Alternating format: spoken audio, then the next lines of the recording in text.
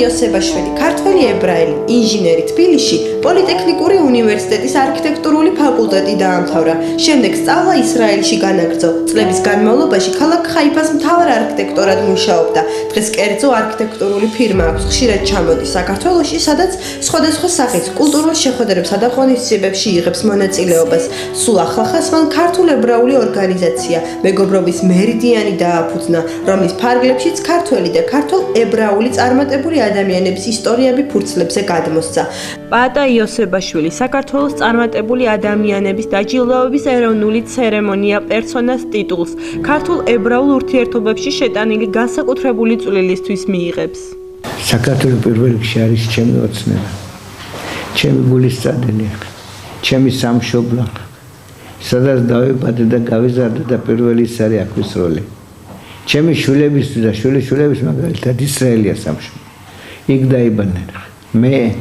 მე ეს მწამს ჩემ გულში უკვე ისე არის შეხრობწებული, რომ მე 20 წლის წავედი აქედან და დღემდე წარმოიდგინებთ ის რაც მე შევიძინე, ის კულტურა, ის განათლება 20 წლის განმავლობაში დღემდე გზას მენათებს.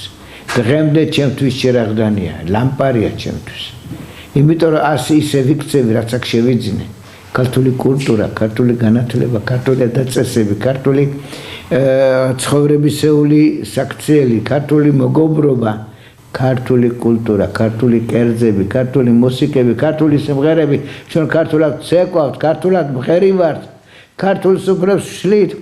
იმ ზომაზე მივახცევთ უკვე პირველი 20 წლის განმავლობაში უკვე რომ ყველა თემის წარმომადგენლებს უყვარდა ჩვენი სუფრა, უყვარდა ჩვენი გაზრდილი ბავშვები. ყველას უნდა მე დამძახლებოდა ჩემი ქალიშვილი ეთხოვა, ჩემი ვაჟიშვილი წაიყვანა სიძეთ, იმიტომ რომ ჩვენ გზას ვაძლევთ შვილებს. ამიტომ ჩემთვის საქართველო არის როგორ გითხრათ, საგანძური. ჩემი სამშობლოა ეს, აქ დავიბადე, აქ გავიზარდე.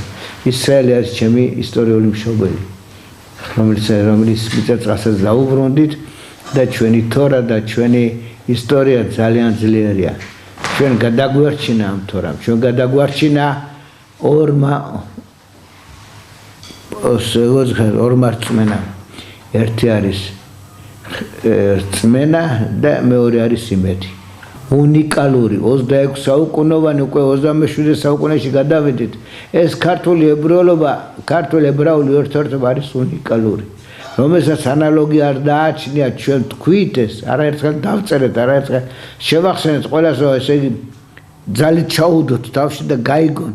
ეს არის მემკვიდრეობა, ეს არის უნიკალური მოვლენა მთელ მსოფლიოში, რომლის ანალოგი ევროპის მსოფლიოს ხალხებს არ გააჩნიათ.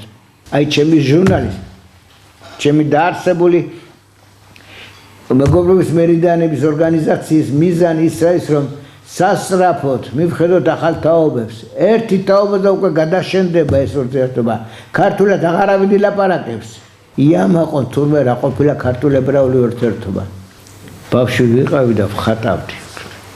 და უმეტესად მე ვხატავდი სახლებს. ნუ ყველა მაინც სახლების დახატვა და ან კიდე აი რაღაც მომეგონა ახალი სახლები და რამაი სახლები დამეხატა. და რომ მომწევდი უკვე მივედი 15-16 მე სასაკში რომ უნდა ამერჩა რა გზით მივდიოდი და მებადა ეს მე მივდივარ არქიტექტურაზე. წარმოიდგინეთ იმ დროს პოპულარული სპეციალობა იყო ექიმი. ჩემ მშობლებს ძალიან უნდათ რომ ექიმი ყოფილიყავი.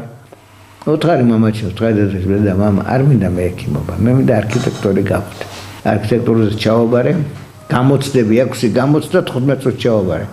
და იმის მერე შევიძინე ჩემი მეგობრები, ჩემი საყვარელი მეგობრები, რომლებიც დღემდე ჩემი სისხლახორცი არიან, ჩემი სულის ნაწილი არიან, ეს არის დღეს ცისფერიტრო გაგიგონიათ.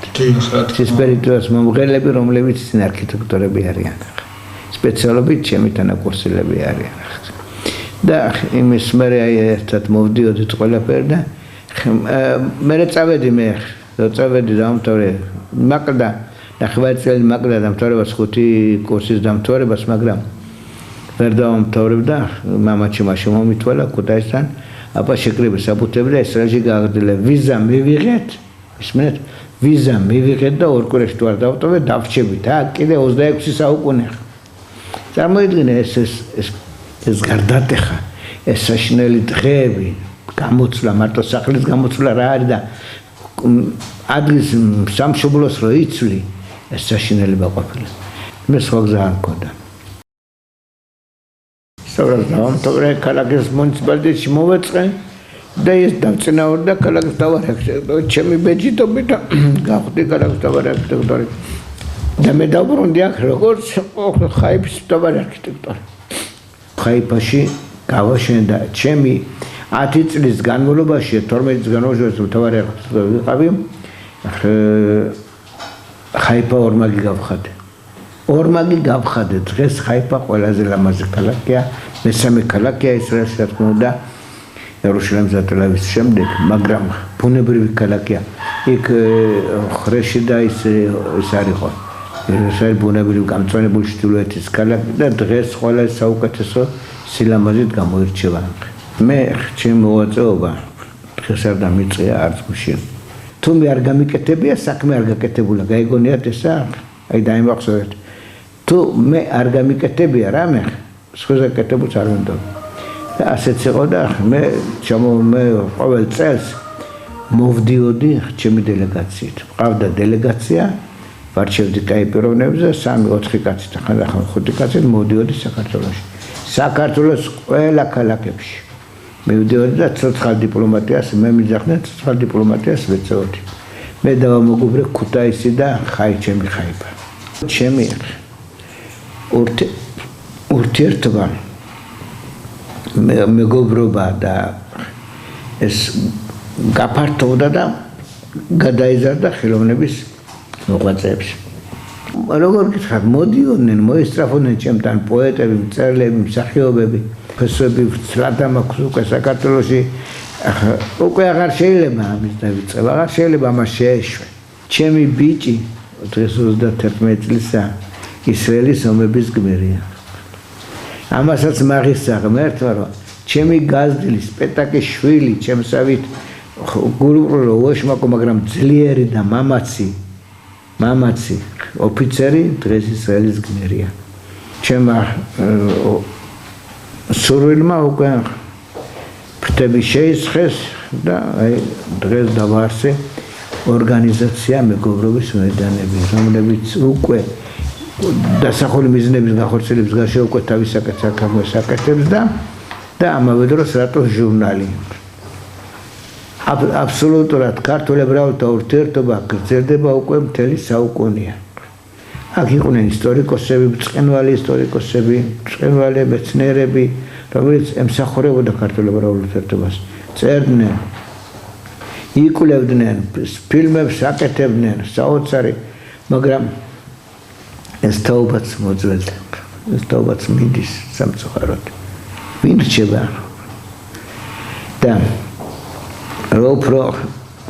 უფრო მიმზიდველი გამეხარდა ჩემი ორგანიზაცია ვთქვი აქამდე არც ერთ ორგანიზაცია არც ერთ არსებულს და წარსულ ორგანიზაციებს ჟურნალი არ გამოუშვიათ არც გაზეთი აბსოლუტურად ქართულ ებრაულ ურთიერთობა იყვნენ თითოეული მსახურობდა პირნათლად მეცნიერი თუ მწერალი თუ პოეტი თუ ისტორიკოსი ფოტოხელოვანი რეჟისორი მაგრამ ეს აღარ გაგრძელდება უკვე ეს თაობაც მიდის და დავისახე პირველი ეს არის ქართულ ებრაულ ურთიერთობაში პირველი ჟურნალი რომელიც ჩვენს აქციებს ჩვენს გაკეთებულს გააშუქებს აქ არიან პარლამენტარები აქ არიან მეცნიერები ჩემი ორგანიზაციის დამფუძნებლები ჩემი მეგობრები აქ არიან დიდი პიროვნებები რომლებიც გვერდში ამოდნენ მითხრეს ჩვენ გავაძლიერებთ და გავაფართოვებთ ამ ჟურნალს მხარში ამოუდგებით და ჩვენი სტატიები და ჩვენი მოთხრობები და ჩვენი ნაკვლევები უпростоრად გამოკვლევებით გავამდიდრებთ და ეს ჟურნალი მართლა დიდარი და თავისებური უნიკალური ამ ურთიერთობაში ამ გაგებაში საქართველოს გაჭირვებაშია დარხენებაში არ არის. მე მინდა უთხრა, როგორც თქვენი ძმა, თქვენი როგორც თქვენი თანამემამულე, მამულიშვილი, თქვენი მეგობარი გამოაჯამრთელეთ საქართველოს, გააკეთეთ რამე. არე ღმერთო ჩამომიგდა და მიშველი. ღმერთმა იცის გაშალე ხელი გააკეთეთ და მოგცემო. ეგრე გააკეთეთ. ისრაელი აშენდა იცით რატომ? იმიტომ რომ ებრაელები ჯერ აშენებდნენ და მერე აშენდნენ. საქართველოს ბადალი არ აყავს. საქართველოში ამოდის მჩქებარე წყლები, მინერალები, სამკურნალო წყლები. ამიტომ უნდა ააშენოთ ეს ქვეყანა, უნდა გააძლიეროთ. მე საქართველო მიყვარს, საქართველო ჩემი მშობელია, მაგრამ მინდა უფრო უკეთესი საქართველო.